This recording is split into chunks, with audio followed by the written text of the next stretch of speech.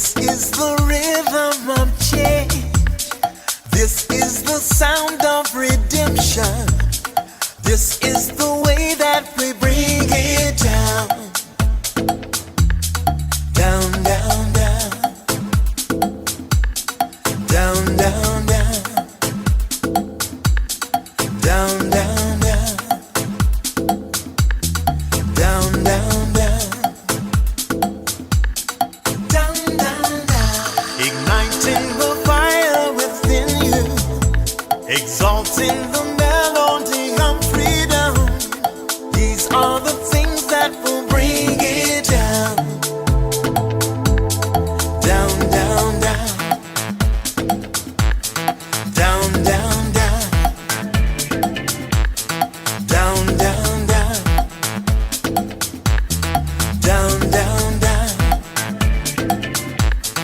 Down, down, down. So gather the faithful.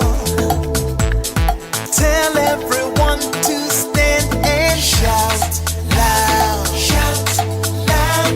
Shout loud. Let's bring it down. Let's bring it way down. Let's bring it down. Let's bring it down, down. Let's bring it down. Let's bring it way down. Let's bring it down. Let's bring it down, down. Down, down, down. Let me tell you, it's in the air. Joy is in the air.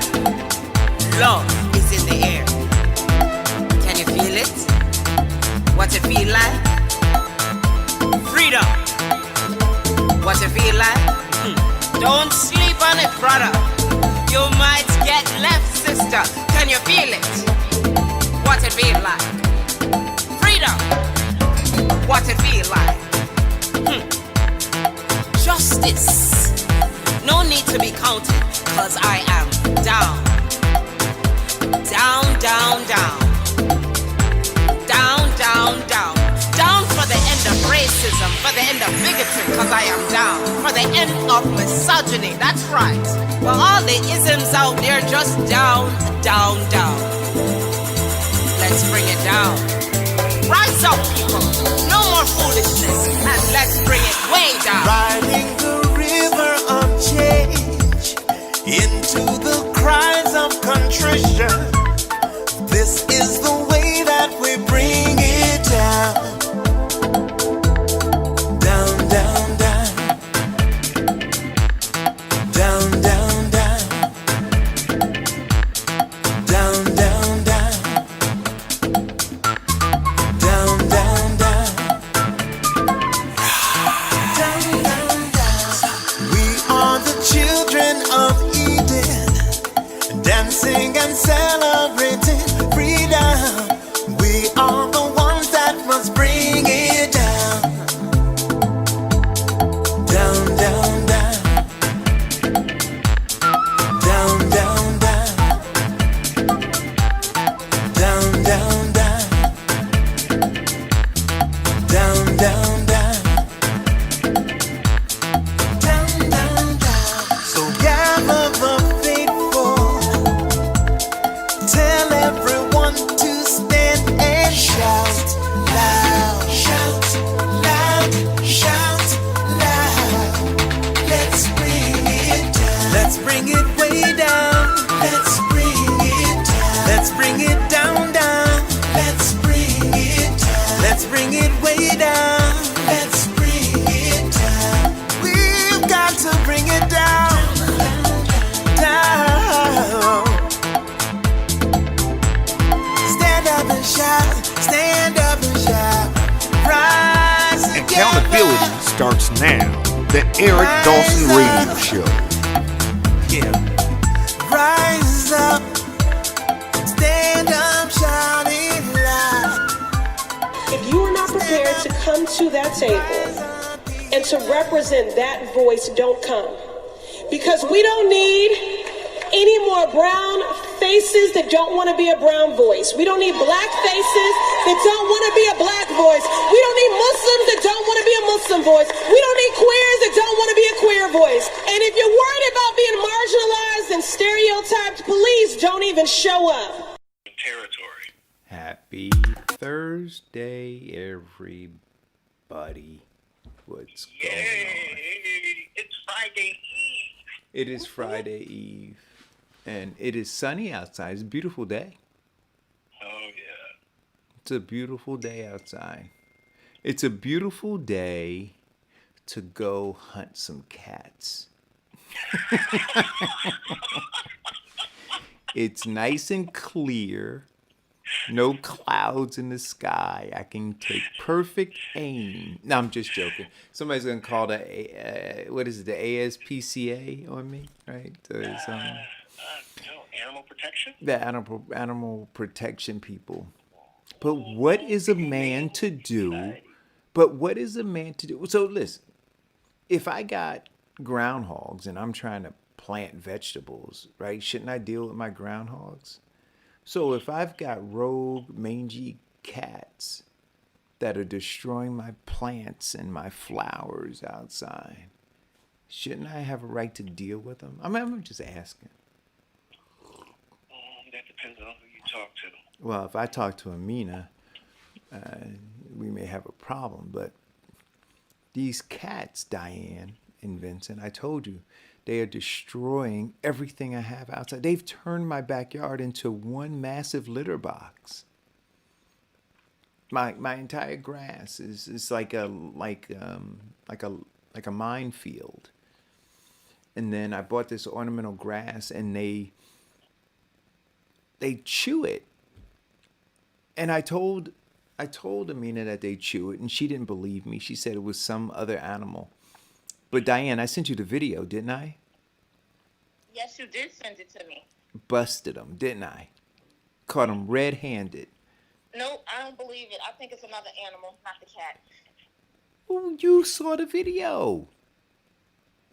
Fake news. I showed you the video. On tape. On tape. Fake news. You could have doctored that tape. I don't know. I could have doctored the tape. I don't even. That was your backyard. Oh, you don't even know if that was my backyard. Well, if it wasn't my backyard, then somebody's backyard is being overrun by kittens. But I'm saying it's mine. Anyway, I'm gonna figure out how to deal with it. I'm feeling a little bit like what was the guy's name who played in Caddyshack? Bill Murray. Bill Murray. Yeah, I'm kind of like Bill Murray right now. I got a squirrel, and it's one squirrel. He is digging holes in my backyard and in my front yard. Just digging big holes. At first, I thought it was like a chipmunk, or like, and one of the holes was so deep, I thought it was a snake or something, burrowed into the ground. And so what do? I eyeball it. Wait a minute. I'm sorry, guys. I'm looking out the window. I think our cat is outside now. He's an indoor cat. He's in the cat community. I think I'm not even joking. I think that Malcolm may have gone outside. Huh. I tell you, I don't know. I don't know what to do with all of this. That's what happens. You take a house cat, you let him outside, let him run wild with the wild ones. You'll never be able to bring him back inside again.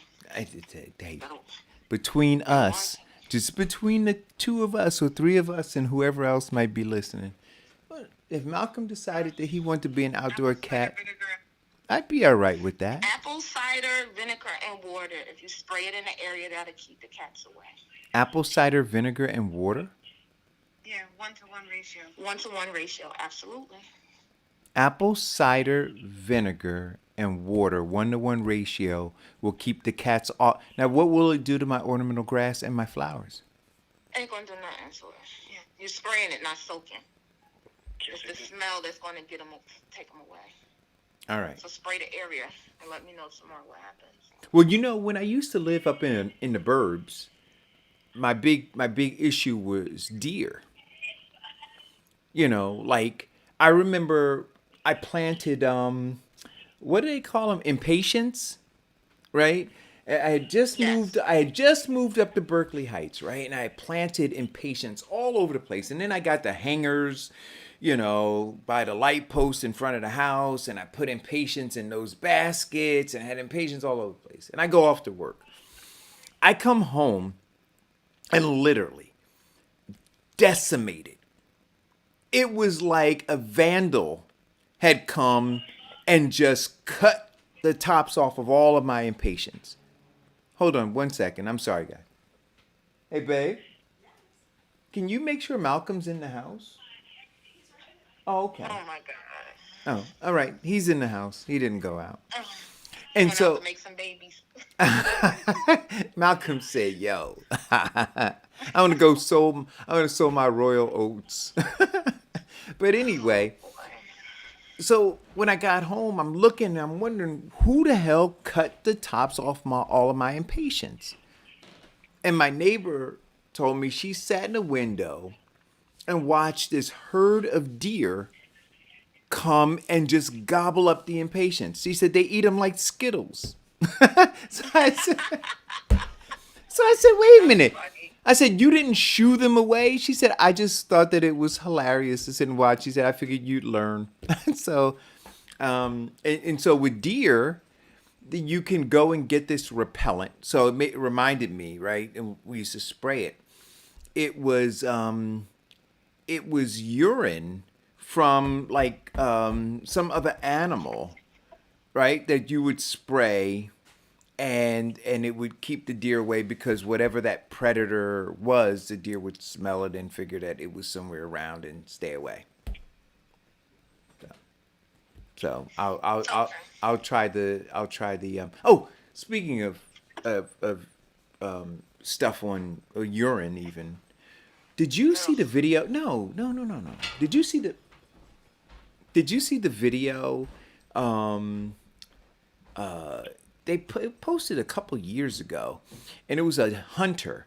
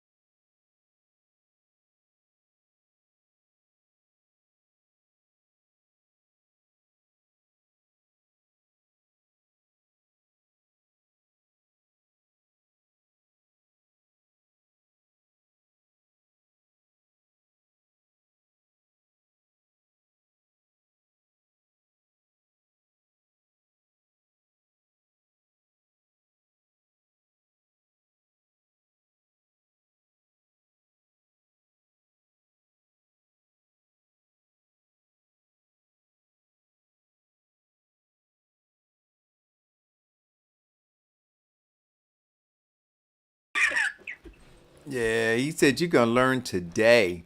Unbelievable. So anyway,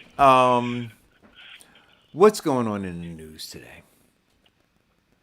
What's happening? I mean, Let's start with the queen of media.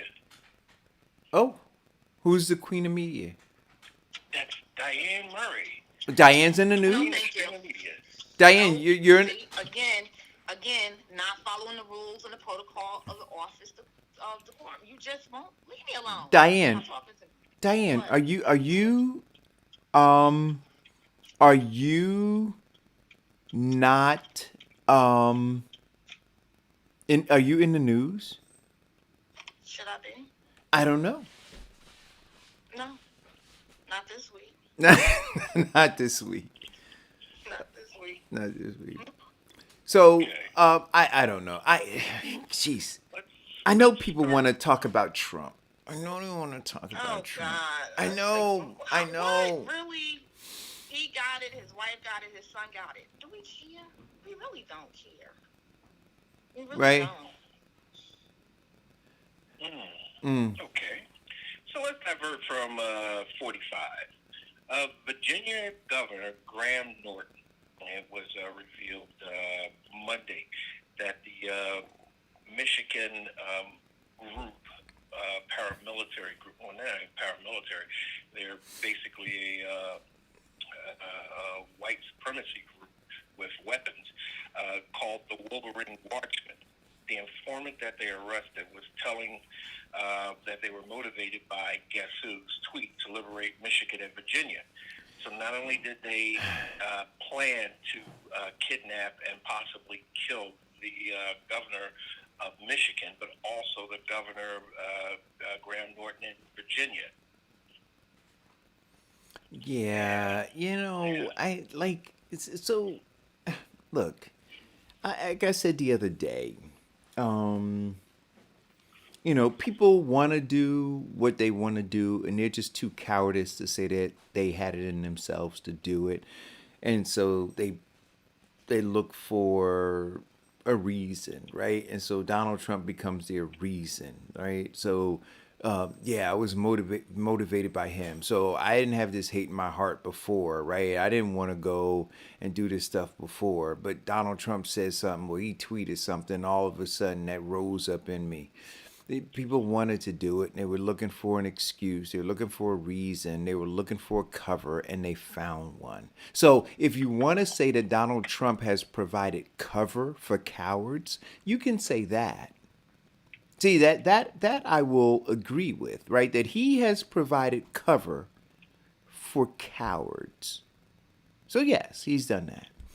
Well, a lot of people consider him to be the dog whisperers because there are these conspiracy groups, especially QAnon, and in their social media posts, they have Donald Trump as their leader, and everybody is to stand back and stand by for his dog whistle to attack.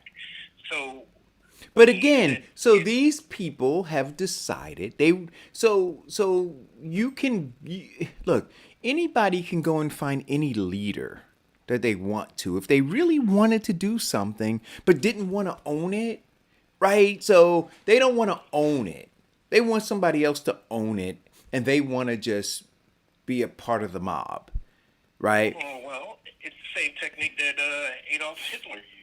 He was the leader of the mob, and when he started dog whistling, they started persecuting and killing and being cruel to people. So no. See, there you go. Again, Vin. See, because I'm gonna tell you the difference. Because Adolf Hitler was killing Germans who wouldn't kill Jews. See, so Yes. don't see. So don't you can't. Okay. You- Hold you- on, one second, Eric. In that same incident, does not Donald Trump attack people? No, come on, Vincent. To attack them, Vincent, you're stretching it. No. I'm saying to you that between the Gestapo, between him literally, not figuratively speaking, but literally putting a bullet in somebody's head because they wouldn't follow an order. I'm talking about Adolf Hitler. See, you can't equate the fact that people who are following Donald Trump because he's a whisperer, and you want to say that Adolf Hitler was a whisperer. I'm saying this dude had tanks. No, not whisperer, whistler. Oh, whistler. Same thing, difference, yeah. right? Whistler, whisperer, blah, tomato. I'm saying that Adolf Hitler was turning guns and tanks and soldiers on people who were defying him, right? And that's No. what? That's what you're saying. What I was saying was something totally different. No, but you're saying that you said that these people that he was a whistler, right? Much like Donald Trump, and that the Germans were killing people because he, Adolf Hitler, was a whistler like Donald Trump, right? And I'm saying to you, no, different because Okay. because Okay. he Then let me clarify what I'm saying. because there's a difference in a In tweet the and a beginning bullet. of Hitler's rise to power, okay, he basically controlled the mob. He was because of their economic situation. He deemed himself as the answer and the solution to all of their impoverishment. Sure did. And he therefore started to dog whistle to take back to take back those who oppressed or they were believed to oppress. Oh, sure them. did. Sure did. Wait. In the same situation, these groups and this conspiracy are basically considering Donald Trump to be their leader to liberate them from all these things that are oppressing them and taking back the government. I don't disagree with that. I agree with that piece. Now that is the point that I was making. I agree with that piece, but again, what the like you said, they're waiting for Donald Trump, right? So these are things that they want to do, right? So they want to do them. It's in their heart to do them, right? And like I said, he's giving cover to cowards, right? So And that part I have a lot of level of agreeing with. yeah. That yes, he is empowering them. But here is one of the things in terms of being the adult in the room. When you know that you are influencing people, and you know that you have a group of people that are not thinking socially or wanting to operate out of love or wanting to overthrow a government in a country in which they live in, and you know that, yet you give them signals or you play into that to signal and motivate them, because Donald Trump, if he is not the leader, then he's doing it to support the base or them liking him. And when you give those signals and people act on them, you have a level of culpability.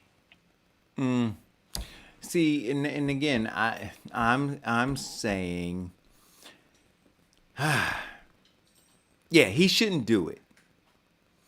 He should. We could say that he would be better served to use his influence to influence people to do more positive, more constructive things. Yes, but for those cowards or weak-minded people or whatever you want to call them, when they go and do what it is that they do, right?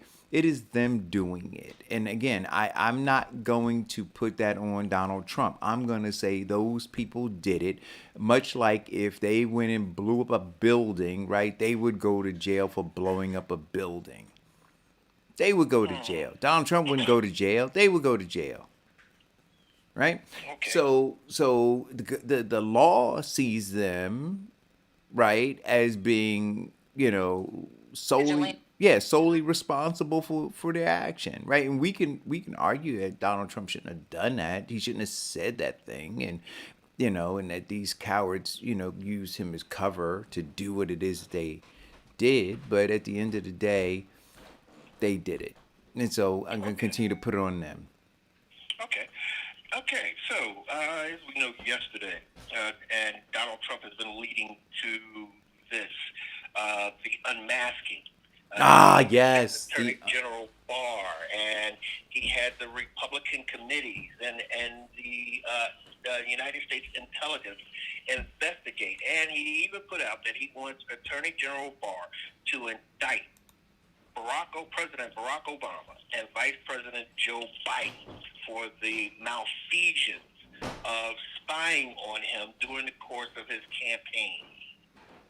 So the results came back, and this is with a Republican group and the Secret Service. Mm-hmm. It came back as we all knew, nothing, bogus. It was just like that thing he did in 2000 I think it was 2009 with his claim of birtherism. It was just a stunt and a hoax. Well, you know, Go ahead. yeah, I mean, yeah. Look, here's this is the thing though, Vincent. Like that, I don't know. Things are so polarized right now, right? Tribalism has just kind of taken a firm grip here, and the people who love him, and he's gonna keep them loving them by entertaining them. I told you, you know, he is the carnival barker. He is the consummate entertainer. He is the big ratings getter, right? That's what he does. And so, to the degree that these people are thirsty for that, he's gonna provide it to them. He's gonna keep them looking at the train wreck. Right, right, as you know, so people they're rubbernecking the whole way, right? And his whole thing is stay focused on me.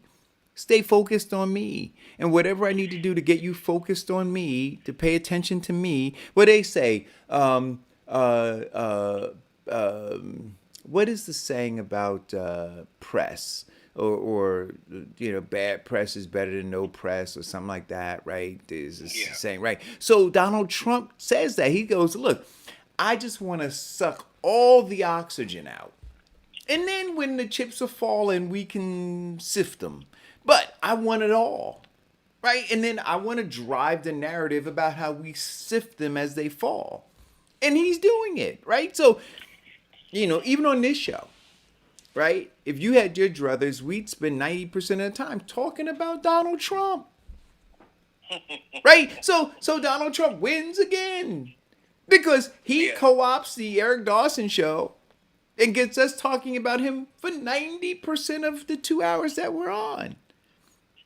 And not pay a dime for that, you know, for that coverage. And so then he looks and says, hey, look, you know, just in terms of advertising, in terms of marketing, right? You get the name out there, Trump, Trump, Trump, Trump, Trump, Trump, Trump, Trump, Trump, Trump, Trump, Trump, Trump, Trump. And it just embeds. And for those people who are polarized to follow him, right? Who are part of that tribe, it is just the never-ending drumbeat that calls them to him. For those who don't, right? They never did, and so no harm, no foul. That's what I'm saying. I mean, it is brilliant. Well, it is brilliant. It's also exhausting. Because I don't know about anybody else, but I am exhausted and I can't wait to this election. Right. Because I'm tired of being overly consumed. But even in the exhaustion, the brilliance. But the brilliance in the exhaustion is this, and we've said this before, right? When people come out and vote in big numbers, which party is victorious? The Democratic Party. When people stay home, which party wins? The Republican. There we go. And so now, when you say, well, Trump, Trump, Trump, Trump, there's that beat, Trump, Trump, Trump, and it exhausts you, Trump, Trump, Trump, Trump, Trump. I can't, when I watch the news, what little bit I do get a chance to watch, there are people, and the news doesn't want to really report it, but you got to find the news that's trying to be truthful in spite of the pressure to mislead people. There are a lot of people saying, I'm not voting. There are a lot of them. And the news doesn't want to report it, but there are a lot of people saying, I'm not voting. I was in a line the other day, right on Central Avenue at my, listen, you all want some good Jamaican food? The barbecue pit. Diane, how were those oxtails and They were tasty. and the peas and rice, They were right? tasty. And the cabbage. It was tasty. See, there we go. It was a tasty day. Listen, the barbecue pit, they've been there 26 years, somebody said. It's like a little hole in the wall. Yeah, right? You figured 26 years, they do an upgrade, right, Diane? They really need no comment. Anyway, you talk But I'm in the line, and because of COVID, right? Everybody's waiting outside. You go in, you place your order. You got to stand on the sidewalk. And there was a whole conversation going on amongst black folk. I didn't open my mouth. I was listening to them. And they was saying exactly what I say. This ain't got nothing to do with us. How we gonna do better? What they gonna none of they're literally right there on Central Avenue in Orange, New Jersey, across the street from Orange Park at the barbecue pit. So go to barbecue pit. Tell them that you heard about it on Eric Dawson. I don't get paid for it, but you will have some of the best Jamaican food. If I ate pork, even their barbecue pulled pork diet looked just amazing. I mean, I don't eat it, and I don't, but. So now that I'm officially hungry. but my point to you, Vincent, is that all of what you're saying is happening, but it's happening by design. And this is why, look, and I'll say this too. Adolf Hitler was a genius, right? They say there's a fine line between insanity and genius and insanity. Right, a fine line. And I think that, he went insane, right? But that line is that fine. But he was a genius. And I'm not praising him, but I'm saying to be able to do what he did requires some genius, right? What Donald Trump is doing requires some genius. And we keep looking at him, and people call him stupid, call him a buffoon, call him the orange man, a Cheeto. He'll take all those hits. But he's the guy who vanquished 17 prominent Republicans and beat the woman who was to be the heir apparent to the White House. Well, let's change that. Society didn't consider Hillary to be the heir apparent to the White House. They considered Biden to be the heir apparent to the White House. When Hillary ran and all the other things which caused her demise was the simple fact of the mistrust. Right, but he beat her. Yes, he did. Right, he beat her down. Yes. Oh, right. Speaking of beat her, the Pew Charitable Trust conducted a forensic audit of the 2016 presidential polls. And everybody wanted to know, why did it go so horribly wrong when the polls were saying that Hillary Clinton was going to win? The results were, the polls were correct. Hillary Clinton did win. She won the popular vote. What they did say is that everything they did with their 2-point margin of error, well, in 2 states, Donald Trump had a 3-point margin of error. And those are the states that he basically dominated. Texas, Ohio, and he even came to the 1.5 point from the margin of error in Pennsylvania. That's what, and Donald Trump won by the electoral vote, not the popular vote. Also, the Pew Charitable Trust and their forensic found out a few other things in comparison to Hillary Clinton's polls and Biden's polls, that they're saying that the margin of error is even greater, but they're looking at Biden is doing 4 points, an average of 4 points better in those states than Hillary did. So but I want you to understand this, and this is again something people gotta pay attention to.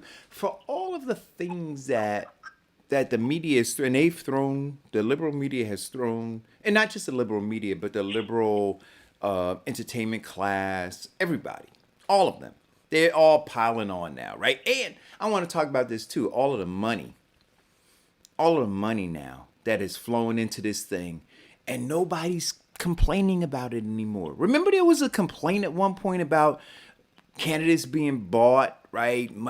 Dark money coming in. Everybody has said, you know what? It doesn't matter what you do now. Right? They have codified the message beautifully. Like, as a marketing and advertising and messaging person, man, I'm going, yo, corporation white supremacy is brilliant. They started a few years ago with Stop Trump, and now they are culminating in, we now have onboarded all of these corporations and all of these oligarchs that are literally pouring money and buying candidates, buying them by the millions of dollars. And the American people aren't saying anything anymore because they're focused on the orange man. Well, here is the thing that American media is now competing with. In 2016, we saw the introduction of social media. Oh, Jody's telling you you're not being effective today. Media for for a presidential election. Now, what they're fighting, and that the mainstream media is fighting, is now social media is now being the mainstream for misinformation. That's what American media is fighting with. So a majority of people in the last polls say, like you said, I don't even watch the news anymore. They get their information in social media. That's why Donald Trump has risen 14% among young African Americans, because they're not watching mainstream media. They're watching their social media. Donald Trump is talking to them in their neighborhood, in their habitat. Right. But the alternative is that you're being fed propaganda by the corporate media, right? So that's the alternative. But they're being fed propaganda by the social media. I'm not suggesting they're not. But I'm saying, so the war is on. Right? The war is on. So the corporate media, which for all of my life, right, controlled the narrative, right? They no longer control the narrative. The people do. And the people decide what they're going to share on their pages, what they're going to put on their pages, what they're going to like on their pages, what they're going to comment on their pages.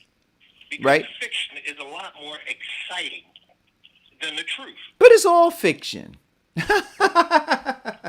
It's all fiction. I talked to a guy who said that this virus is fiction. I'm not talking about the virus. I'm not talking about the virus. The virus is real. I'm talking about the rest of it. It's all fiction. We're living in Wonderland right now. I'd just like to wake up from this nightmare. Trust me. Okay, so Governor Cuomo of New York just released a book. And in his book, he had stated that, in fact, the Biden campaign has taken a page from this, or it seems like it, and the comprehensive plan for defeating the COVID virus. And what is that plan? Well, you have to look at New York has the lowest case in America for the largest actual population. They wanted to know why. And Cuomo stated, "We do more testing than any other state. In fact, other states combined." And they use the data with the scientists to study, to see outbreaks. He has gotten it to a fine point where he can see an outbreak on a block, what he calls clusters and microclusters. And he sends in the scientists to stamp it out. They go in, they quarantine people, they test people, they test them regularly. And he sends, and so it is to reduce the spreading in those hot spots. And what he has found is that it's a very successful rate, to the point where they're now looking at opening up their schools and more of the businesses. Well, I think that book is outdated now, because now he has already started to shut down schools again he has zoned red zones, orange zones, and in fact today or last night he spoke and said that he was going to start holding back school funding if the schools that are in the red zones do not shut down. Correct. Days prior to that, he also stated that if the officers are not arresting people in particular areas for not wearing their masks, then he's going to start retaliating against the officers as well, stating that if the officers are not wearing their masks, how are they to influence or to chastise other people for not wearing their masks? So there's an internal problem that's going on, battle between him and de Blasio. So I don't think anybody's taking a page out of his book, because if that's the fact, then his book is not a seller because it's now reverting back to the numbers are going up. But that has to do with him testing. That has more to do with the conditioning of people and the environment and the season in which we're going into. Right. Yes, and actually he talked about that as well. And he called those hot spots. So he said when he started to open it up and he started to see hot spots in the schools, he started to shut down that particular area and send the team in to quarantine and test. He also talked about... He said that in the book? Huh? No, he said that on the in the interview. Okay, I just said that. Yeah, that's what he calls his hot spots. So when he gets those hot spots, he sends them in and he shuts down immediately.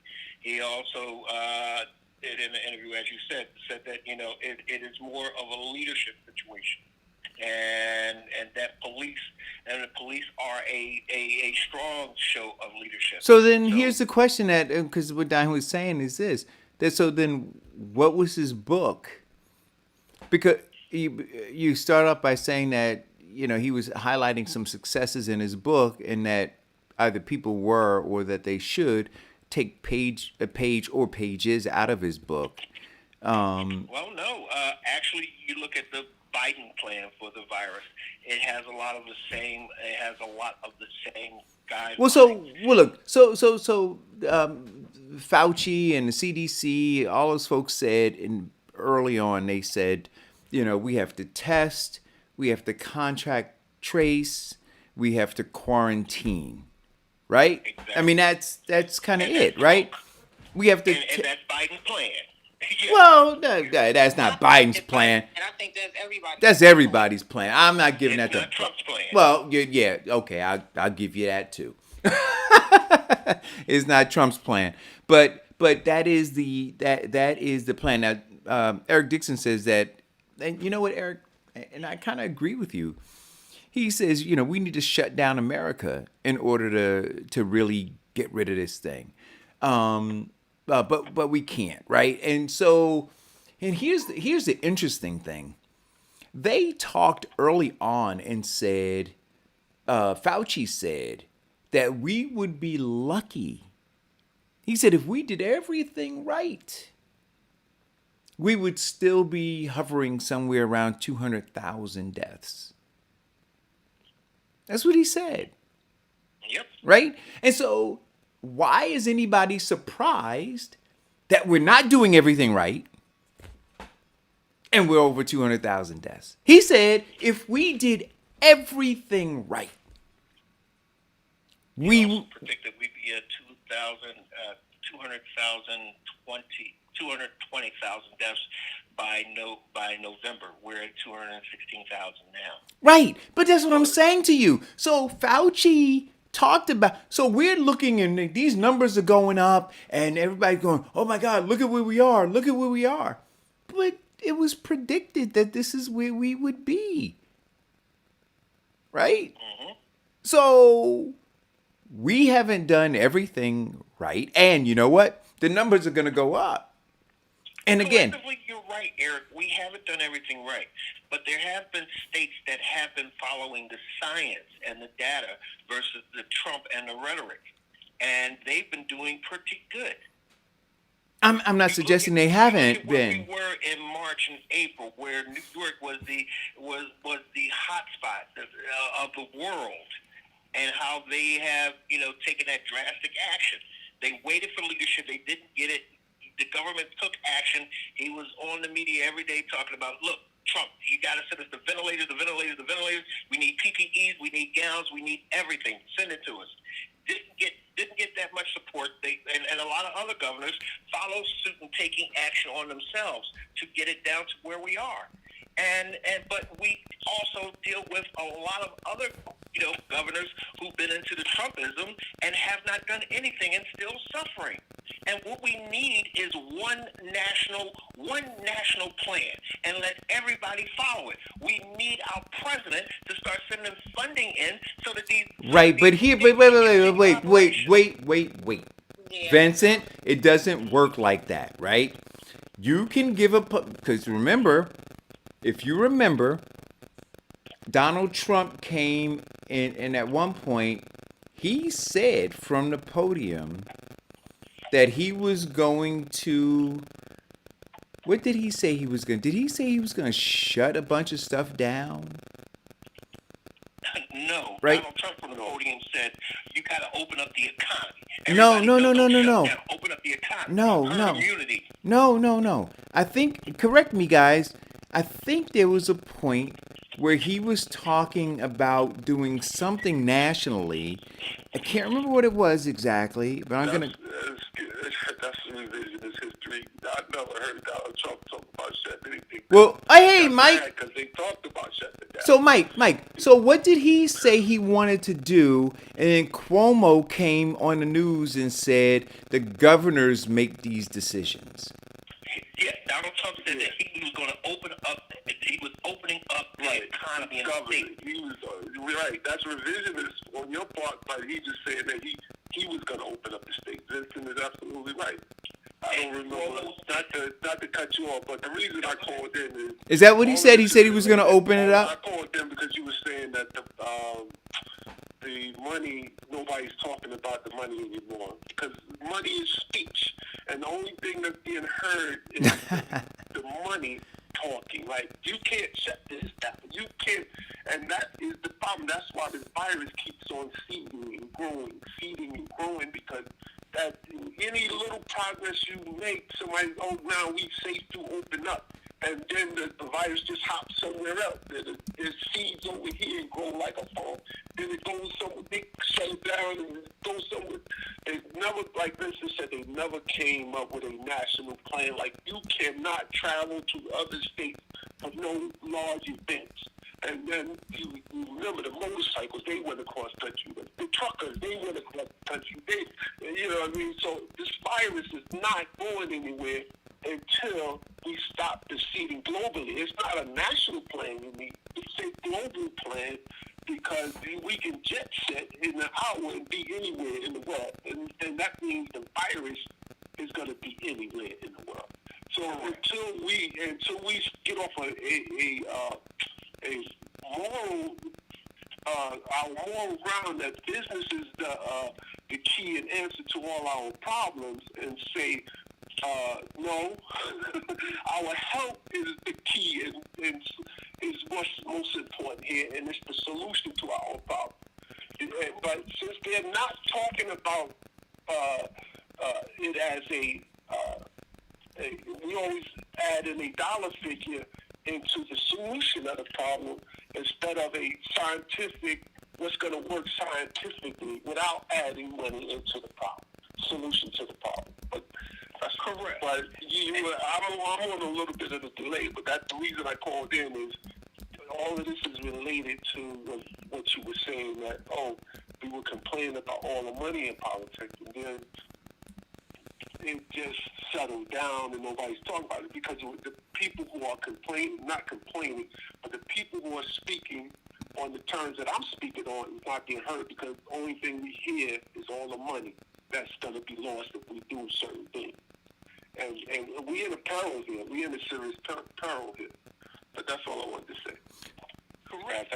So let me, you too. So thank you for the correction. I can't remember exactly what it was. And so while Mike was talking, I was listening, but I was trying to find out what it was that he wanted to do. And then, because I remember Cuomo came on and said the governors make these decisions. But what Trump wanted to do, and if I'm remembering correctly, Trump was saying, he got up there and saying, you don't shut down the country. You got to open up the economy. Open up the economy. Cuomo got up there and said, no, it is the governor, and there are state rights. Donald Trump cannot dictate what we do. And we talked about states having in their state constitution the right to actually govern their state. So then let me ask you this question. So to that point, if you're saying that the president should call for a national shutdown, but the states have a right, the states have their individual rights according to the Constitution. You're absolutely right. The states have their individual rights Right. according to the Constitution. So then what would call it? What would the? I mean, other than it being symbolic, what would the president calling for a national shutdown do? Because you would have some states that would do it, some states that wouldn't, right? And No, no. If the president right now called for a national shutdown, Right. okay, those people, those states who have not shut down because of Trumpism would shut down. And because they know that Trump is going to send federal money to help them out. Those states who've been longing for this and have shut down anyway would shut down because now they've got more resources to fight the virus. If Trump called for it right now, oh, you're talking about not just calling for a shutdown. You're talking about wait. So see, slow it down. So you're not just saying that shut it down. You're saying shut it down and fund it. yes. If Donald Trump on a national Any funds to any state to do anything. he did not. No, but I'm saying what Vincent is saying is not just call for a shutdown, but call for a shutdown, national shutdown, and then federal funding of that national shutdown. Correct, because that's what he did. That's what he did. For those states that shut down, Donald Trump shut down their funding. In New Jersey, they had the now rich tax to compensate for the money that is lost and to compensate for the money that we're going to need. Now, for those that he called red states, he sent them money. Call it go. And Eric was right. So I found it, Eric. Trump did back in March say that he was going to quarantine the people in New York when the numbers spiked. And Cuomo said, I'm looking at several spaces, right? So one of them is New York Governor Cuomo says Trump has no authority to impose quarantine. It would be illegal. He then later on, a couple of months later, did exactly what he said Trump said he did. See? Sorry.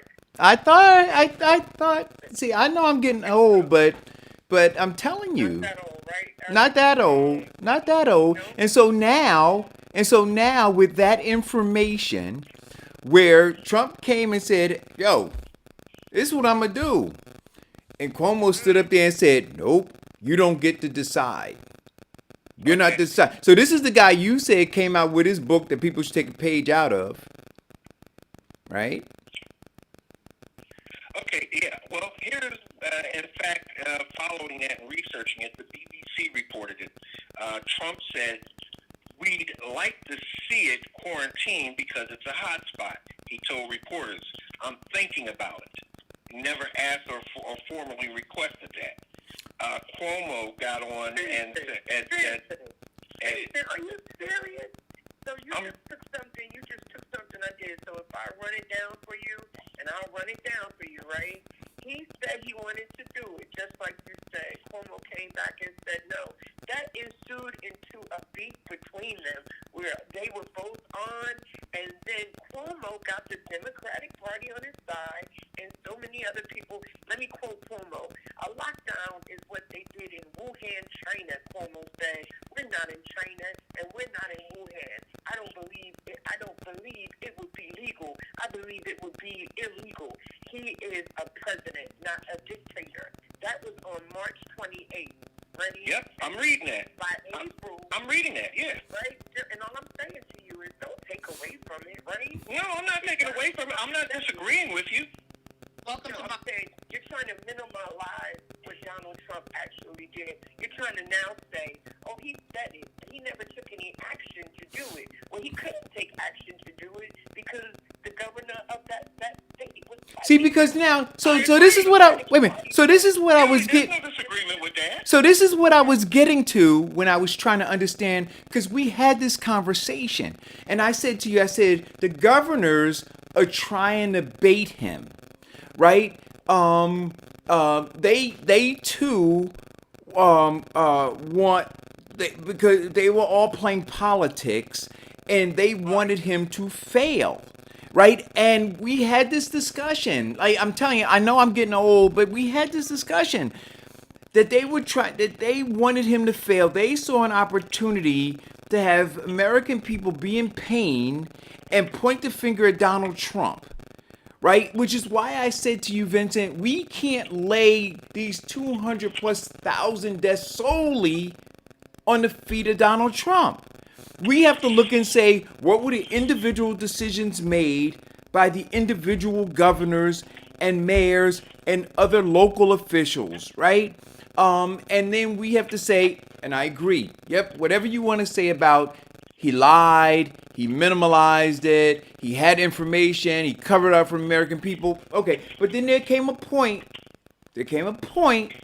where these elected officials had information. These local elected officials, right? State and local elected officials had information. And then what did they do? And I think that early on, their intent was to try to bury him.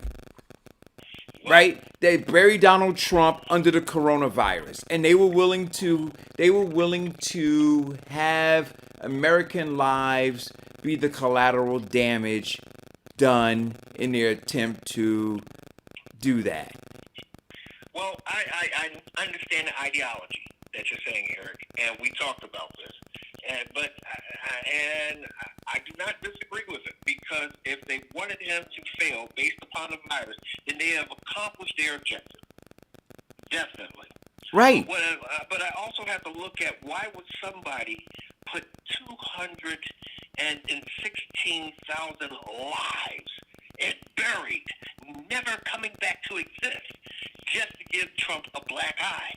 Well, because Vincent, why would the corporation of white supremacy enslave black Americans and brutalize them, rape them, lynch them, burn them?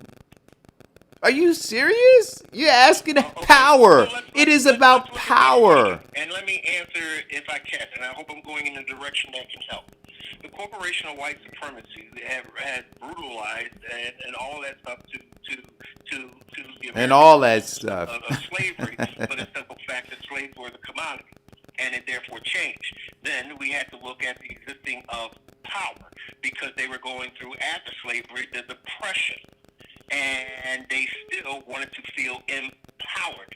So the supremacy theory, which actually kept them enslaved, because the big rich land dollars had their underlings or their managers, these poor whites, and saying, you protect me and I protect you. Mm-hmm. I'm going to empower you as you empower me. Mm-hmm. And that part hasn't left. We talked about, and we're still looking at the simple fact where some people are saying, well, these people who are trying to take over the government, they're just trying to start another civil war. I said to them, no, they're not starting another civil war. The Civil War hasn't ended.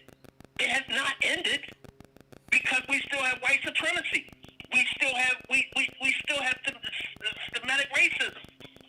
It hasn't ended. All they did was lay dormant and did little fights. Now they're looking for the big battle. Call it go. Yeah, you're right. He was quarantined, but that was when Florida was saying people from New York couldn't come to Florida, and in response, the president was saying, yeah, that was a great idea. And then other states started saying people from New York can't come, and until, but yeah, that's great, but they never took the national plan. The president is, through the Truman Act, is the federal highway system. He never from the federal government and stop people from traveling through the interstate.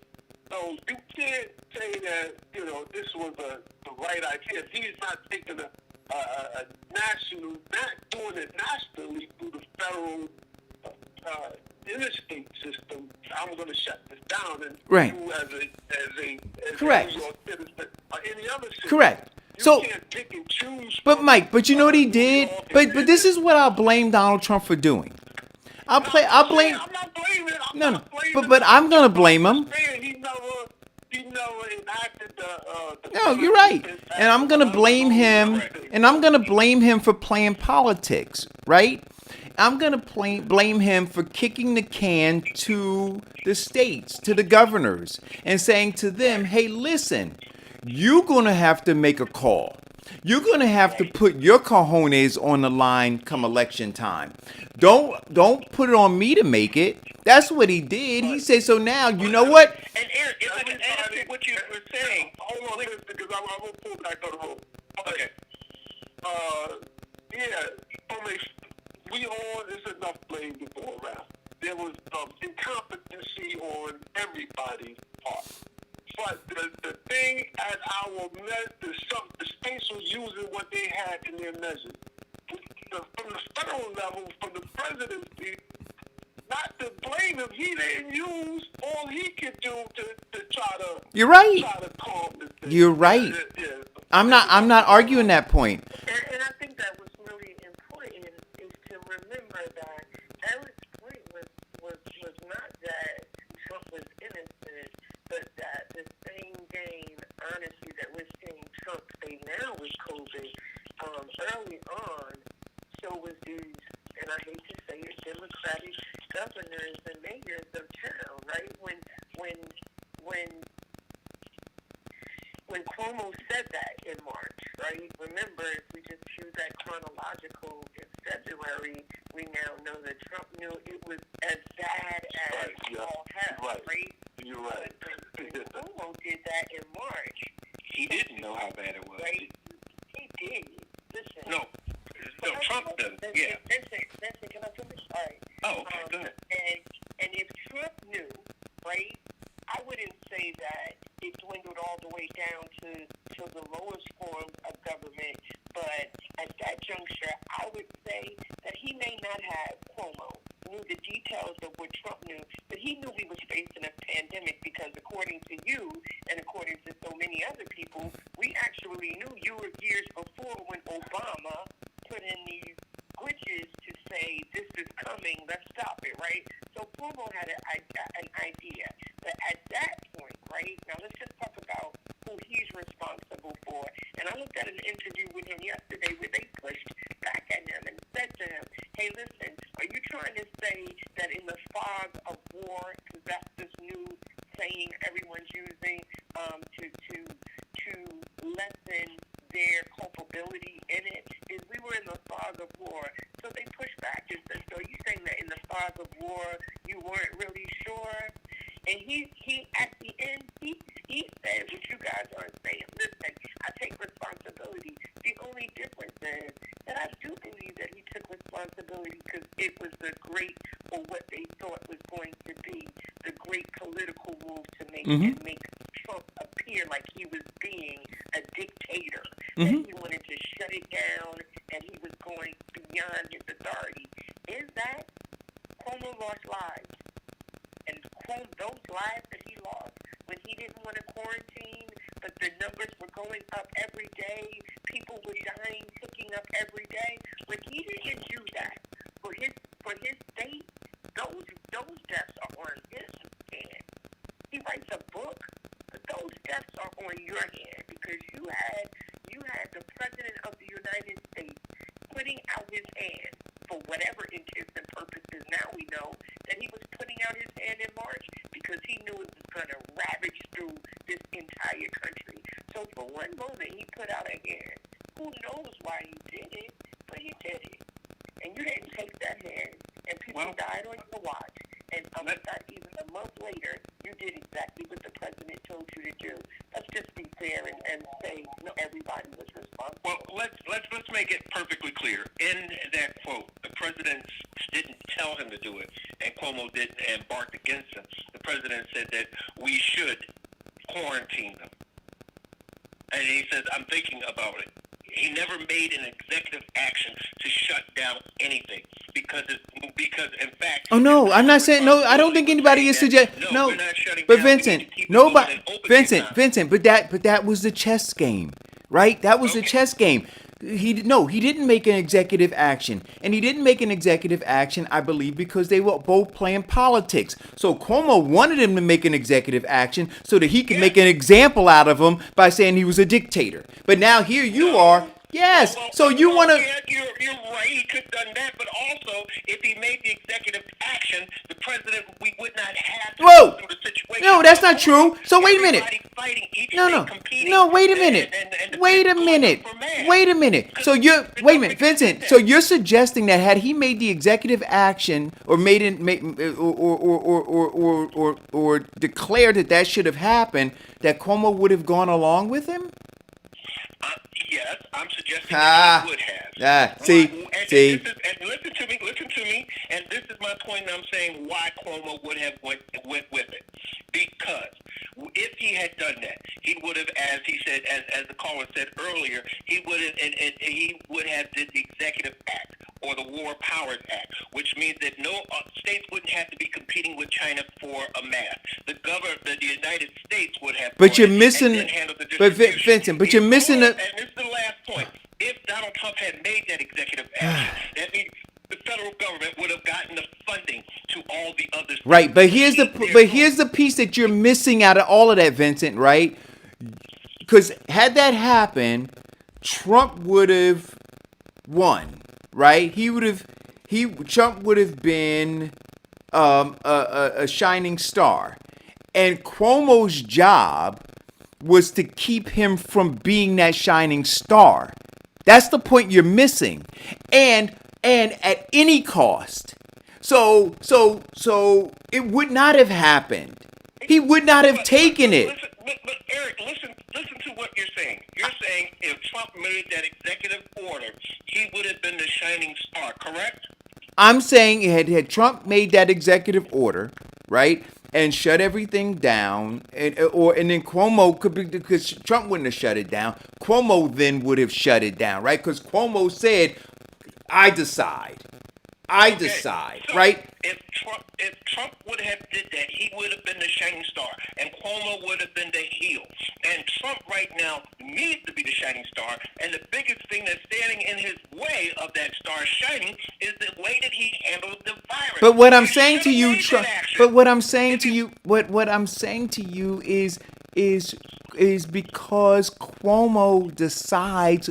Cuomo would not have done it. You see, this is the like seriously. I don't know what Eric, I don't know what agree. your If love for the Cuomo Democratic would not have Party done it, is. Trump would have won. What? So with another hour of Trump, this is why we can't get past anything, because everything is Trump, Trump, Trump, Trump, Trump. Yeah, but you know what, Diane? You have people. I said this is the beginning, right? So you have people, no matter what you say, right? They're gonna vote. I mean, they're gonna be on the side of anti-Trump. Then you have, no matter what you say, you have people who are going to be on the side of for Trump, and then you have those people in the middle who are not budging, and that's what I'm saying. And so I think in the end. Because of that dynamic, I think it favors Trump. That's what I'm saying. I think that you'll have folks who say, and I appreciate Jody who says, you know what, listen, you got to call it fair. You got to call it even, because if you call it fair and you call it even, then you have a better opportunity to maybe sway some people who are on the fence. Right? But if you are digging your heels in and refuse to call it fair even, then you lose credibility in terms of being able to bring people over. And I think that what has happened is there's such polarization that on both sides, nobody's calling fair even. And so then the people who could possibly be swayed, they're all turning it off. That's what I believe is happening. You're absolutely right. Earlier I was listening and Vincent was saying these poll numbers. I don't know if I have some stations that I run through every morning just to hear, right? I've actually opened up my TV screen to Fox. Just want to hear that different perspective, right? Go through MSNBC, go through the regulars. This morning, everyone was a little nervous. And they talked about a tweet from the campaign manager of Biden late last night saying that 7-point lead you see in Georgia, the Biden camp is saying that is not accurate, right? They were being honest. that 2% lead you see in North Carolina, that is not accurate.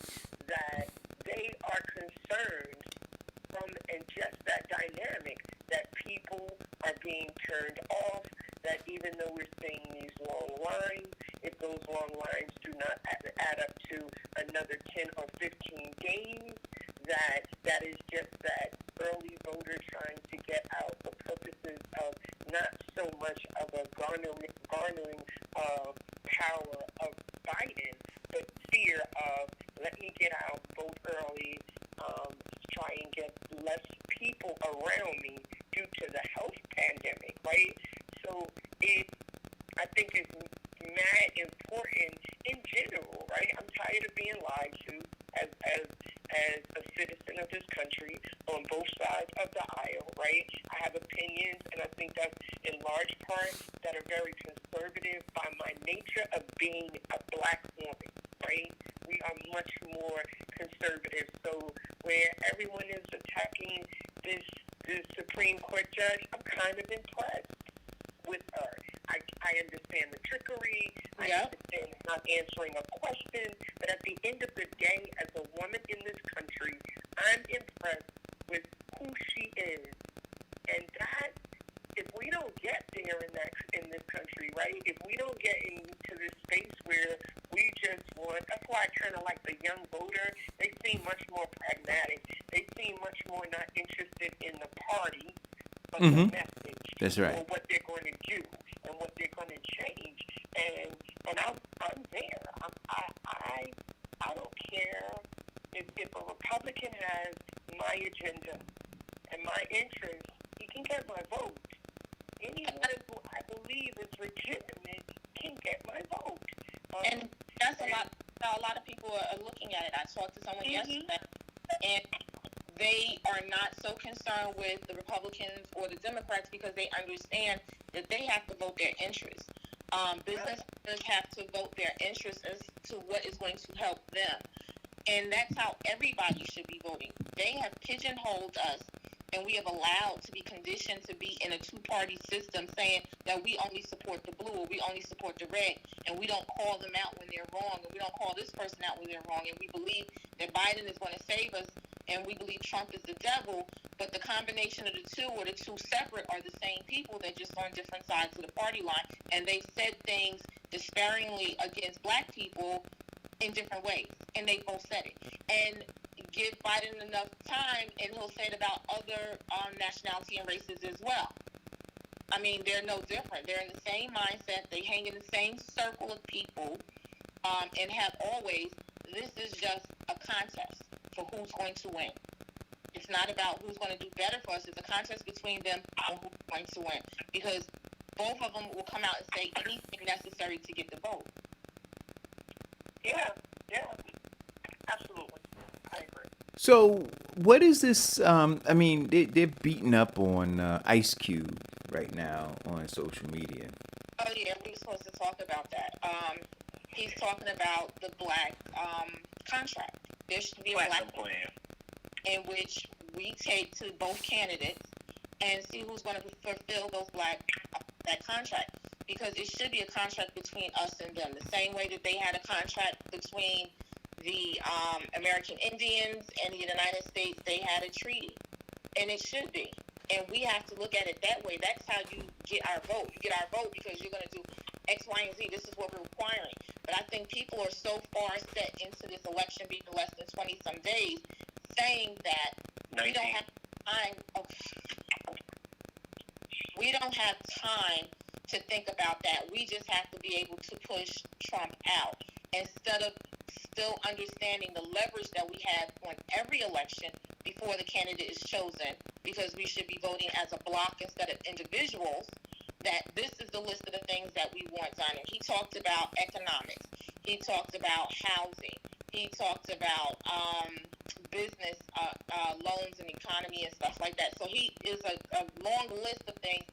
And then he goes into a description, and it's not just him, he's pushing it, but he's worked with other economists to put it together. And it's similar to what Yvette Carnell has talked about with ADOS, a contract of these are our demands, and this is what we want. And if we do not get this, we will vote down ballot. Because down ballot is the senators and the congressmen who can actually put the laws in place individually in our states for us that will do what we want them to do. If you as the president won't do it, then we'll vote down ballot and we'll let your people fight for you and vote for you. Because they're going to vote for you regardless, because you're not going to get our votes. But, and part of the Platinum Plan and what they're looking at is in fact, everything in it is in the Biden's agenda that he titles "Lift Every Voice." So, but if I could, listen, I haven't interrupted you when you spoke. You tried to, but anyway, what I put together was. But anyway, as I was saying, part of what we're looking at is the simple fact of Diane, can you at least be polite enough to let me speak? Because I didn't let you finish. You stop with the Vincent. Oh my God. You can't keep Biden out there saying that he put together anything. He has done nothing. His team has gone to black people and pulled from what they have already been working on for years. He has done nothing? If he has not put this plan together now, he would have did it before. He'd have been. What are you talking about? He put that together in part of his bill in 2002. He put together that part that was in part of his bill. Biden, in fact, is responsible for pushing over 14,000 bills, and has signed on to and championed 112,000 bills. So everybody keeps talking about Biden did nothing in all of his years, and that's a lie. That is a political lie to get people to think. Nobody stays in politics for as long as Biden has and to do absolutely nothing. That doesn't even make sense. You know what the problem is, Vincent?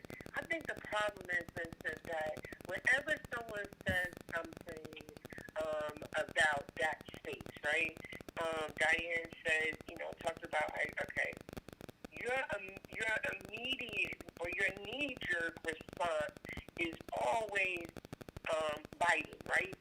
You could have gone, and I'm just going to use this moment to try and help you with your political messaging, right? You could use that moment to further your agenda by not even mentioning Biden, but sticking to Ice Cube, right? You know what I would have said? And I'm like, I go back and forth every day because, it's so much information that, and I try to take it for what it's worth, right? But you could have said, what has Ice Cube done for the black community, right? So when I hear things about LeBron James and his active his activism in politics, right? I only give it legitimacy because he's housing homeless students. He's created a school building. They're doing well. He's pushing in his community. He lives in Los Angeles, but he went back home to where he grew up in poverty, built a school building. Children are doing well. Then they bought another building and put those children's parents who aren't doing financially well, gave them homes. So when you come to me and say, hey, black community, I want y'all to do this politically, you're just more legitimate. What is that you've done? Wait. I'm just giving you an argument that is better suited and doesn't seem so just locked into Biden. Because guess what? As you see, that's not getting you anywhere in this space, right? Because that conversation that Diane was having wasn't about Joe Biden. It was about Ice Cube at that moment. So your response, wow, I don't know, very distant, right? Wasn't even really contextually to what she was talking about, right? She was talking about Ice Cube. And so it just seems like you're one of them. That's how you're going to be perceived when you take that way. That you're one of them, that you don't care what the conversation is. You got to answer that Joe Biden is Jesus. And Joe Biden is Jesus. He ain't going to save us, right? And it had nothing to do with that conversation. That's just some advice for you. Let me- Not look at like make to argue. Well, look, Jody, thank you for helping me, first and foremost. And all I was stating, all right, is that what Ice Cube was talking about in his Platinum Plan has already been addressed. And I was also going to state how Donald Trump had flipped or manipulated what he said to leading people to think that Ice Cube is supporting him. Right, but the question that and the other thing, I'm not going to lead with talking about Ice Cube and what he has done, because I already know what he's done. I know Ice Cube for his charity work. I know he has done somewhere close to 30 different charities. In fact, a lot of them that he has chaired. In fact, he's even paid for children who couldn't go to camp in Baltimore out of his pocket. right. But here's the question. Here's the question I think we were trying to get to. Well, I'm talking about charity in terms of his donation. Okay? I also know about him being a philanthropist and how he has given loans to black businesses who couldn't get loans through the bank. I mean, because Ice Cube has been doing a lot for the community. And I would never be one to stop the momentum of someone who is doing something for the community by saying, well, you've never done it before. Because that just kills defined. What you just defined by Ice Cube was that he was a businessman, right? He giving loans, he taking the place of a bank. So he giving loans to black folks and he making money off of that. Charity, he gives money to charities and he collects that back on his income tax. But I'm talking about what I consider leadership, right? Is what LeBron James is doing, which is so amazing that we don't propel him more or help him more. He's not being a businessman. He's actually trying to move his people forward, right? Not making no money on a dime. And guess what? I understand that they're like apples and oranges in the sense of how much money they have. LeBron James makes $2 million a week, right? Ice Cube ain't making that money. I get that. So LeBron James has so much more to give, right? But he's the first one I've seen in a long time, in a long list of athletes, in a long list of actors, in a long list of philanthropists, he's the first one I've seen that actually put his money where his mouth is and is trying to push. At the same time, he too hasn't said, I support Joe Biden or I support Donald Trump. He's just moving to get black folks inundated in the process of voting and letting your voice be heard. And if they're going to try to suppress your vote, then I'll open up some big centers so you don't have to stand in line for 30,000 hours. That's activism, and that is the difference, right?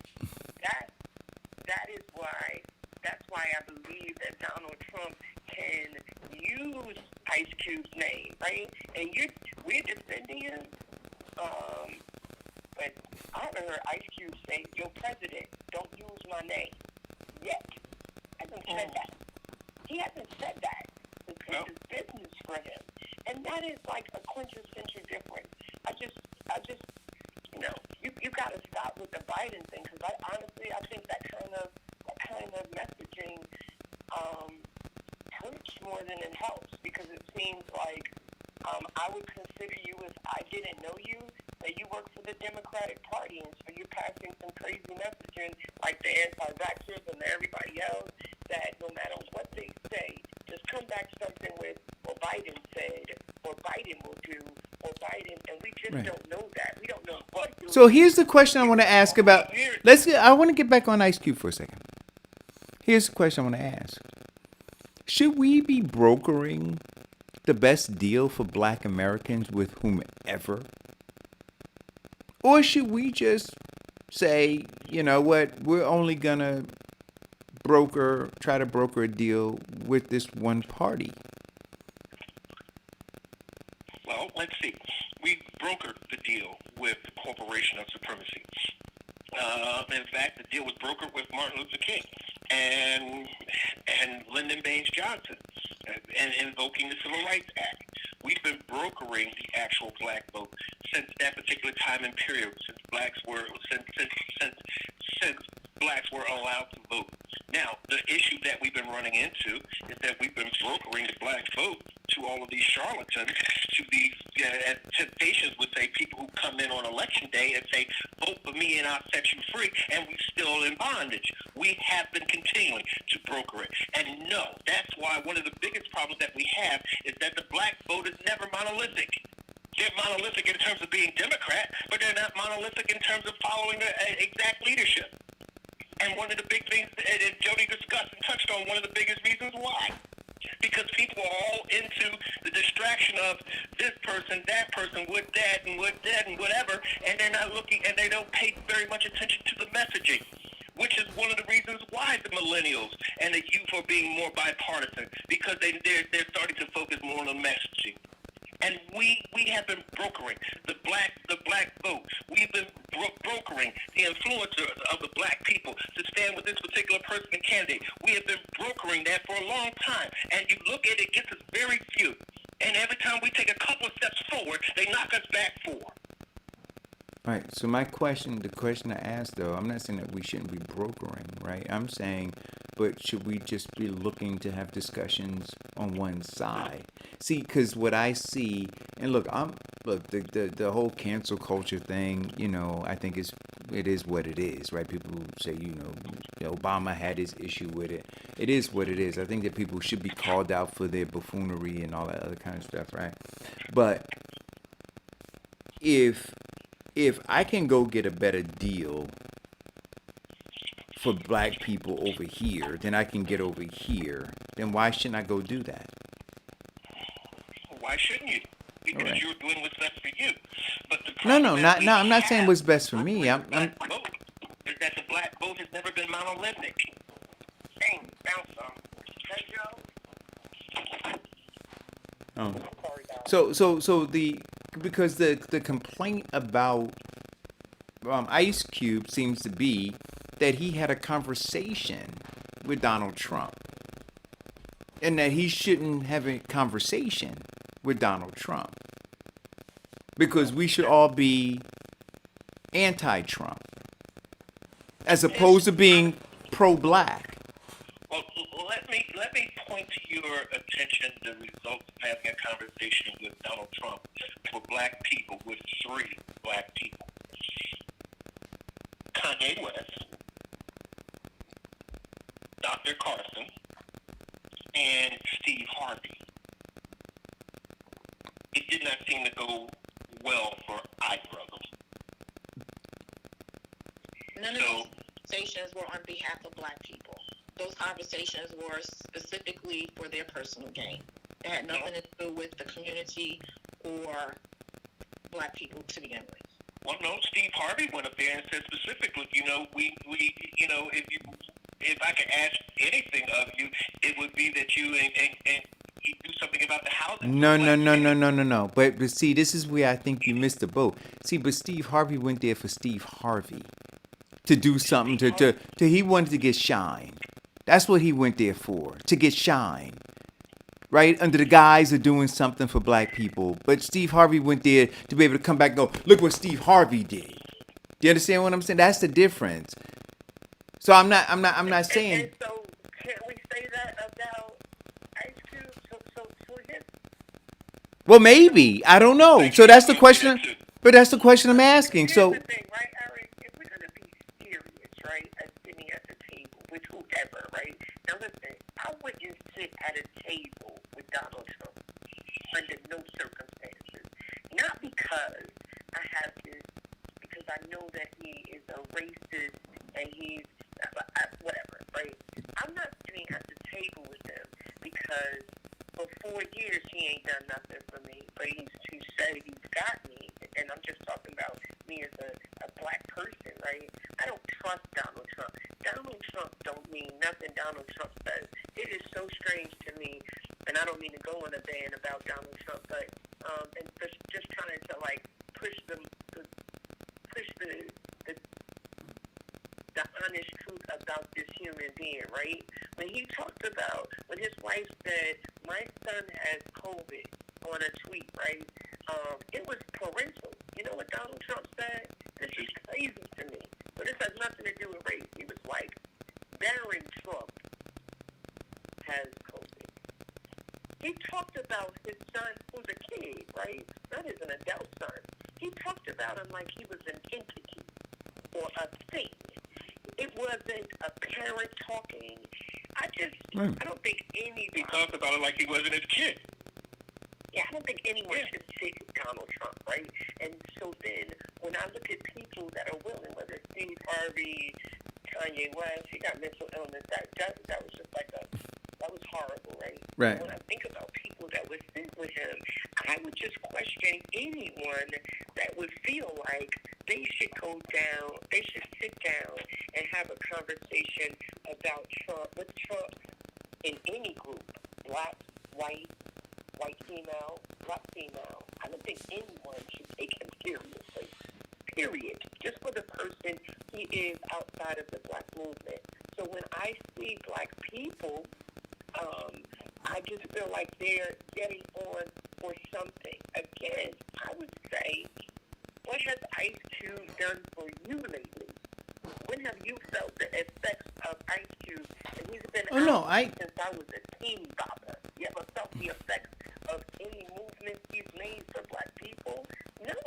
No different than Queen Latifah. And, all of a sudden, everybody, when it's like a moment, especially when they're superstars, they get on. They are now vote. Where were you when the water in North was dirty? Where were they when people in Flint, black children, were being poisoned with water? Where were you in the last 4 years when black people were getting killed? Not until Breonna Taylor did it even become fashionable for black people of stature, actors, actresses. They're just following a trend. It makes us follow them. Now, I'm being honest for myself, now all of a sudden I follow Kerry Washington because she talks about Breonna and Kamala Harris. Listen, that is just retarded on all of our parts. Because where were you? Where were you when it wasn't Breonna Taylor, but it was Sandra Bland? Where were you when it wasn't Breonna Taylor, but the black girl that killed New York? We can't keep letting people represent us. Listen, if you said to me, Eric Dawson said to me, Jody, they invited me to the White House. Trump heard my show, and he wanted to talk to me at the White House. I would say, go get the information, Eric, because I would trust that you, because I watched you engineering this space, coming up, talking to people, trying to change lives. Like, I trust you more than I trust Ice Cube. Right? He's not legitimate in my world as a legitimate spokesperson for black folk to anyone. That's where I think the mistake is. Well, what we have to look at, as we said earlier, is the influencer and the messaging. And you're absolutely right. There are people who have a strong level of influence, and they are involved in a lot of things. What they can do for us personally, it would sometimes vary. It depends on the region, location, and the mission of them.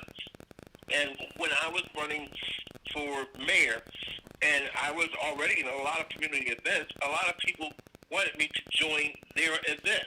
And I couldn't do it. As much as I loved it, I couldn't do it because of the simple fact of the timing constraints and everything that I was in. And people were upset with me, saying that I wasn't involved in their fight. No. When I take focus off of, when I join your mission and be the poster child and help you, I'm taking away from what God has called me in my mission. And I will support you any way I can, other than all the other things. But I cannot, because of life, deal with those restraints. And the same thing with a lot of celebrities. They can join and get on a lot of things. You look at the celebrity involvement with even dating back to Trayvon Martin, how they were involved. Because just about all of the NBA, were protesting against that. You look at the influence that we've had in making other positive changes, even dating back to the civil rights movement, where there were a lot of celebrity involvements, were because they were the voice and they were the influencers in getting other people out to vote. But, we have to now focus and come together on the simple fact of let's take care of the imminent danger. Oh, and by the way, you're absolutely right. When she came out there, I mean, I felt so bad for her when she talked about her child contracting the virus. And then her husband turns out and does in classic Donald Trump fashion, he doubles down on dumb. So, no, we have to look at eliminating the biggest threat for American society as a whole. We have to look at eliminating the biggest threat for the black agenda and movement and black lives as a whole. We have to look at getting out and voting. What is I don't care who you vote for, just get out and vote. Who's the threat? Who is the threat? Okay.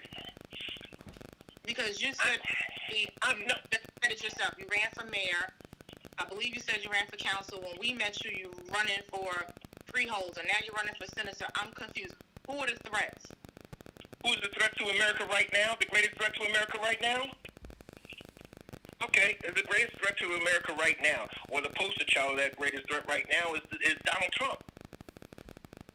Because he is the greatest threat to American lives. Now, you want to say that he has a very little level of blame, and that's understandable.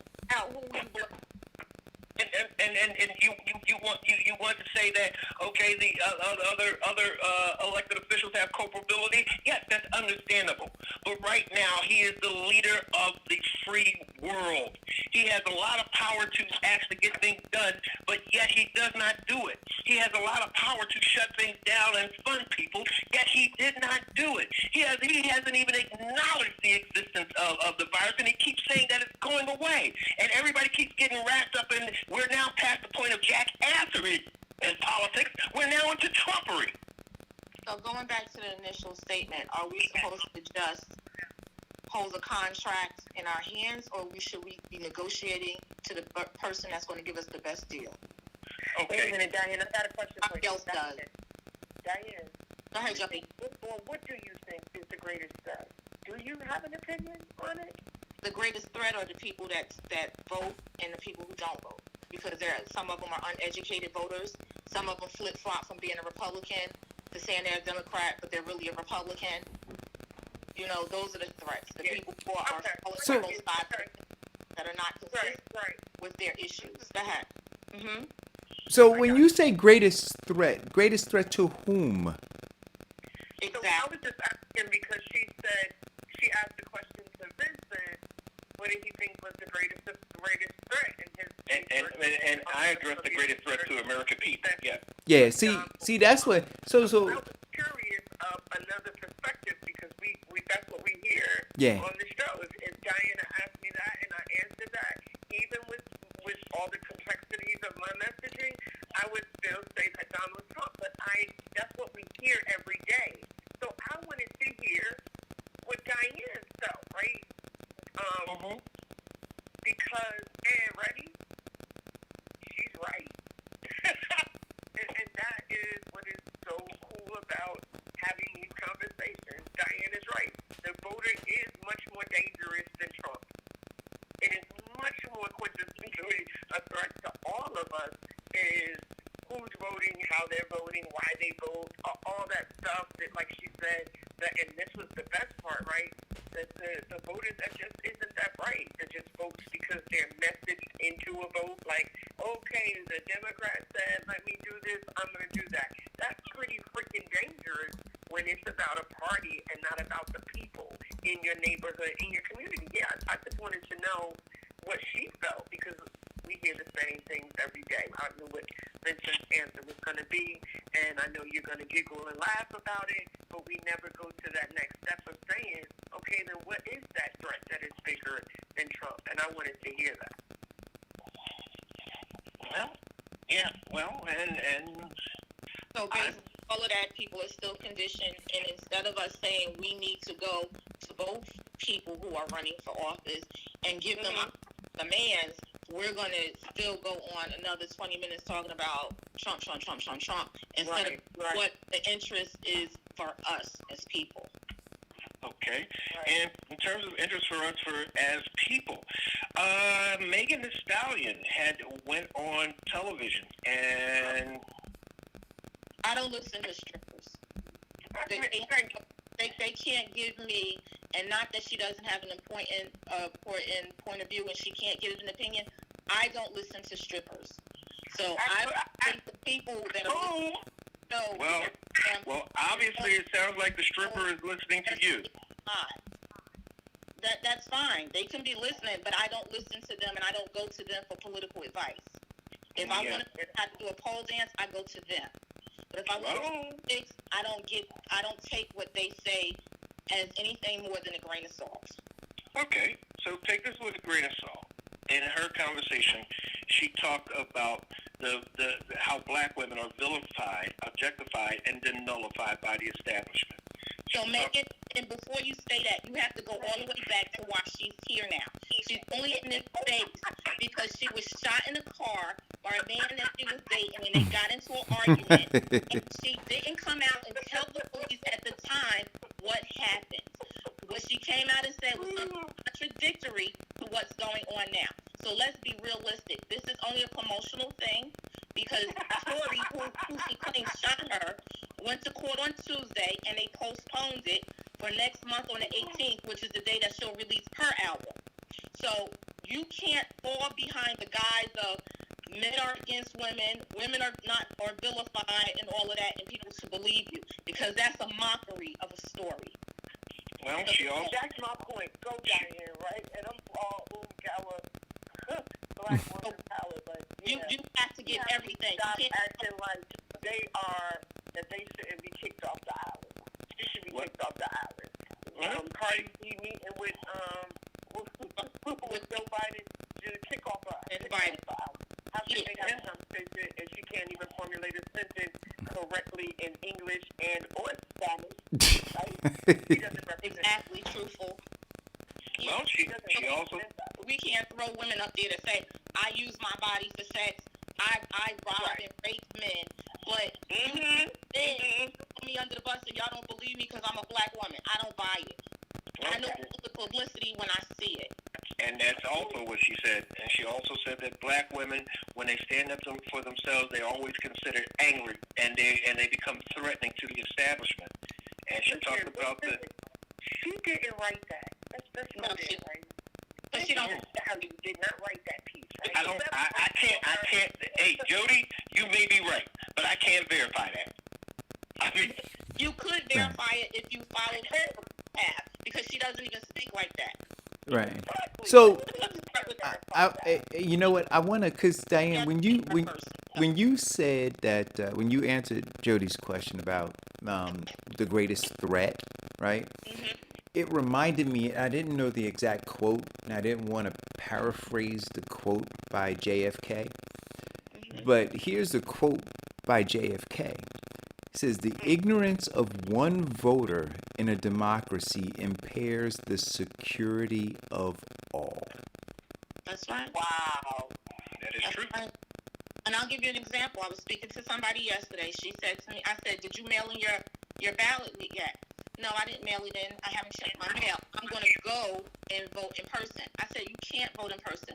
Oh, I voted last time in person. I said, did you use a machine or paper? She said, paper. I said, that's a provisional ballot. That won't get counted until after the election. What do you mean? Why do they do that? Because that's the law and how it's been set up for many years. So you have the ignorance of people who believe in New Jersey that they can still go and vote. No, you can't. It's set up, the machines are set up for people who are disabled. That's it. The rest of you will be filling out provisional paper ballots that won't get counted until after the election, which is after the mail-in ballots to be collected. Wow. That's the ignorance of people.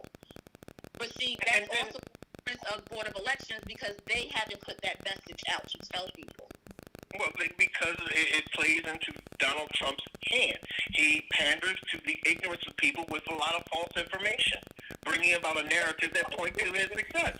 So listen, here's what I want to talk about now, right? And I posted this on my page. We talk about Donald Trump, Joe Biden. There are 435 House seats up in this election. There are 11 governor races. There are 10 attorney general contests, 7 Secretary of State seats up, 277 state appellate court seats, and 33 Senate seats. Now, there are other local races that are going on as well. Board of Education, mayoral races, right, and such. There's a lot. There's a lot of power. See, all of what the 435, the 11 governors, the 277 state appellate court seats, and the 33 Senate seats, they are the infrastructure, right? The infrastructure to this system. And we keep ignoring that, right? We ignore it. And my fear, and this is why I'm like focused on down ballot stuff. And I got to tell you, I don't agree with a lot that Charlemagne says, right? I won't call him the other part of his, just Charlemagne, right?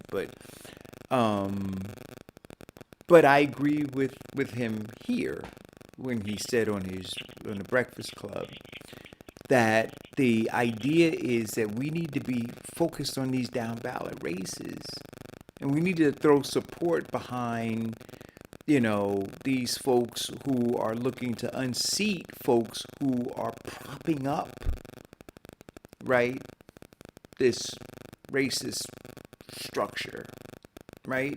And I just fear that we don't spend enough time, and we believe somehow that putting this Band-Aid at the national level, at this, in the Oval Office, is going to stop the bloodletting,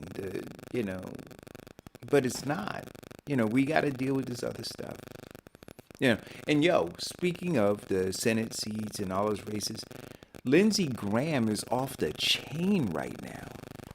Did you hear his comment?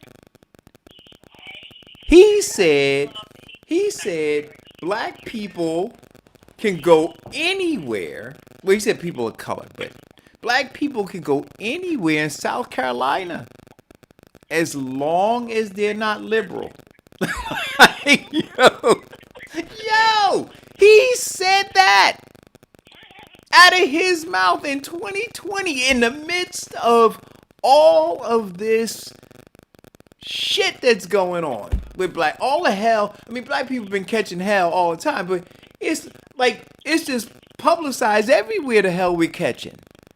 And he said, but wait, look, let me let you know, as a good old white boy, you can go anywhere you want if you ain't liberal.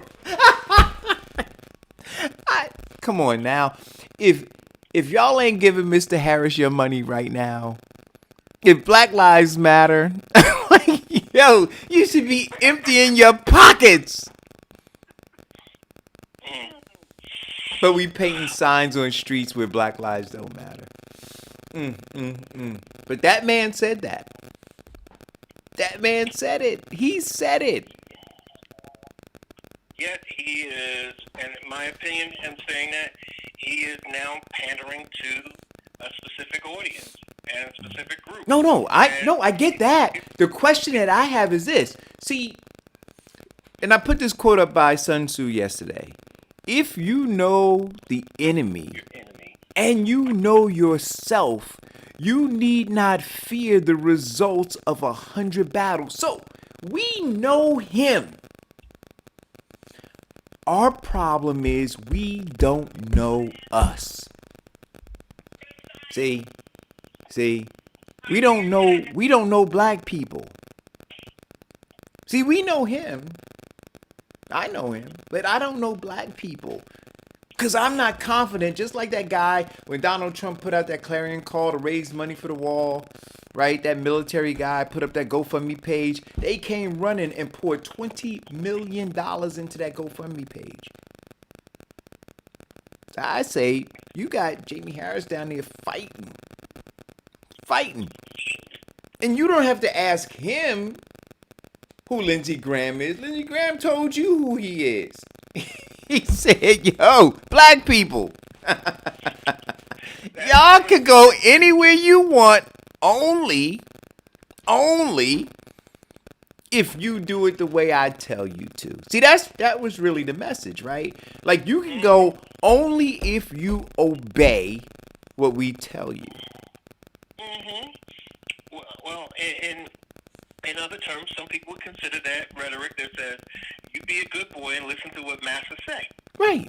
And so my thing is, yo, so what y'all gonna do? Do Black Lives Matter? So, my man put up and I contributed to his campaign. I've been contributing to his campaign, but he put up a thing just a little while ago, or at least I saw it came across my feed, that in the latest poll, Lindsey Graham pulled ahead by a couple of points. So he's asking people to chip in $5. Mm-hmm. Speaking of points and chip in, and I think that all of them, especially the Black Lives Matter and all the other groups in the Carolinas, should be looking at getting rid of Senator Graham and ending his tenure and his reign against everybody. But speaking of campaign donations, for the month of September, anybody want to take a guess on how much Joe Biden raised? He raised a lot of money, but really quickly, with regard to Graham, you know why he went up, Eric? Is because that was a powerful dog whistle. Yes, it was. That was like, and now you see, right? So they not talking to just nobody as we think. They are talking to people, and those people react because they were neck and neck until after that debate. And if you watch the debate on substance, he killed Lindsey Graham. Lindsey Graham has nowhere to go, honestly, with regard to what he's done for South Carolina. But that one little dog whistle said, I'm still here for y'all. Still here with you, not them, with you. And they came a calling. Oh no, I'm not. Listen, I'm not. Because the corporation of white supremacy is slowly seeing their power dissipate. Right. No. I'm getting all of that. The question is, the thing I'm saying is this. So we shouldn't. Because if we knew us, but I don't think we do. But if we knew us, we wouldn't be concerned about that race right now, right? Because we would know that we'd handle it. Do you understand what I'm saying to you, Jody? But the fact that we're scratching our head going, is he gonna win? Is he gonna win? Says a lot about black people. The fact that we're sitting here going, is he gonna win? Will he pull it out? Says we ain't committed. We're not committed. They're committed. They showed it. Yes, they are. They showed it. They are committed. And it's kind of easy in the South. As I'm like looking out my door at my office, so no black folks walking past my door from the South. Okay, they're kind of conditioned for it too. I learned, and I love the South. I love the clean air. I love we can make some money. I like my space. I've been here for 2 years. I'm good. Would never come back.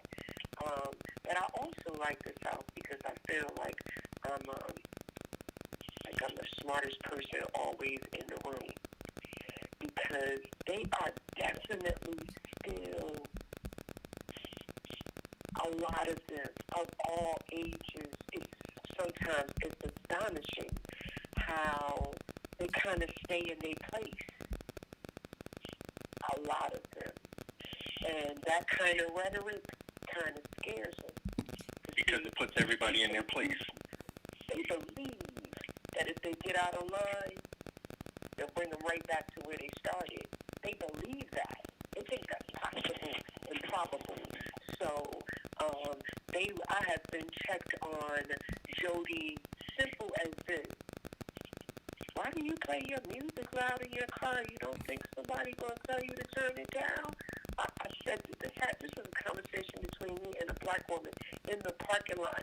I was like, well, if the cops come and tell me to turn it down, I'll turn it down. She was like, the cops? I'm not talking about the cops, but you ain't worried about these people? What? That makes me play my music louder. Okay. But that little simple conversation, when she walked away from my car, I was like, wow, they really are worried. So he was able to make that whistle and it go, and it will work. And that man will lose. Well, because that whistle has been working for over 400 years. Yeah, well, And a lot of this is out of Lindsey Graham's desperateness.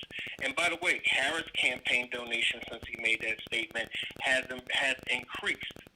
And I'm looking at, and one of the reports that they said is that there are a lot of Harris supporters, but they're not open supporters. So I'm hoping that, all of these groups, and then I'm hoping that all of these groups that are on this show and that we share the show with, who watch and make comments, I'm hoping that you also send some money into support. Because it doesn't take a great deal. In fact, Joe Biden raised over $300 million, and 70% of those are no more than $40. It doesn't take a great deal of money out of your pocket, but collectively you can make a change. If you want Black lives to actually matter, you need to eliminate the man in power that's making Black lives obsolete. Now that's actually a factual thing that you just said and important. But to go back on that, why do Black votes matter if our lives don't matter now? Why do we think that it's going to change with our vote? Well, Black votes matter. It's been mattering. That's part of the 3/5 rule of the Constitution, because people were counting blacks and they were overwhelmingly making a difference with their vote, swinging it. Here is the rule in terms of what the corporation of white supremacy in voting. He's going to get 40% of white people who like him. He's going to get 40%. The other one is going to get 40% of the white votes that like him. Which makes the difference is how they swing the Black vote for that other 20%. That's why Black votes matter. In terms of history, presidential elections have all been decided in the last 20 years by the ability of blacks to vote or the ability of blacks not voting. Well, I agree with that, but so I agree with this, and we're almost at 12 o'clock, so I'm gonna make this statement, and I'm gonna throw it to you to close this out. Black votes do matter, Diane, but they just don't matter to us. They matter to other people. You understand what I'm saying? So they don't matter to us. We throw our vote away. We don't vote our interests. Right? But we are the commodity to somebody else's wealth and power, and that's why they spend money, right? Hiring Negro whisperers and slave catchers, right? They invest in getting our vote because it benefits them. So it matters to them that we vote, but it doesn't matter to us. And that's why we vote the way we vote, because it doesn't matter to us. So go ahead, Vincent, close us out. Well, another spirited conversation, and this is probably, being on this show, the fastest 2 hours of my day. But the most important thing is that we learn from an exchange of information, our agreeing, our disagreeing, and we get to grow from it. Well, one thing that I'm going to take away from the day is this. Yeah, Donald Trump is the greatest threat in America. But, even bigger than the threat of Donald Trump is us. And as Eric said, we have to realize the power in our votes. We should really start voting down line in our interests and start investigating what these politicians say. We should limit the influence that celebrities have upon us and look at look at what's facing us in our lives and how we can make a change and make it better. Vote like your life depends on it, because it does. And more important, vote because your child's life depends on it as well. Yeah. As always, we say on the show, be careful. Keep your distance. wash your hands, wear your mask. And if it's God's will, we'll be back tomorrow. On behalf of Eric Dawson, the king of cobbler. In fact, one of the tweets said, okay, cobbler party. And Diane, the queen of streaming media. We'd like to thank our callers, especially Jody. And we want to say, God bless, be safe. Okay, I gotta call into the